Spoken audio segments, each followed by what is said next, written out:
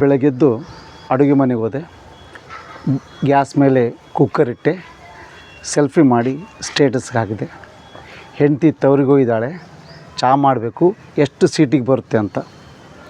ಅದರಲ್ಲಿ ಒಬ್ಬ ನನ್ನ ಮಿತ್ರ ಕಾಮೆಂಟ್ ಮಾಡಿದ, ಒಂದು ಸೀಟಿ ಆಲ್ರೆಡಿ ಇದೆ, 2ನೇ ಸೀಟಿ ಹಾಕಬೇಕು ಅಂತ ಕೇಳಿದ.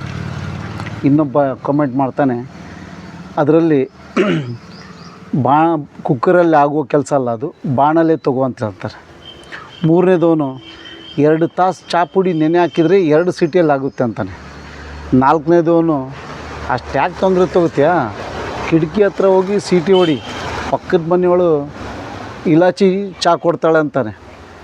5ನೇದವನು ಸುಬ್ಬಾರಾವ್, ಅವನ ಮಾತು ಕೇಳಿ ಅವನ ಕಮೆಂಟು ನೋಡಿ ಹೃದಯ ತುಂಬಿ ಬಂತು.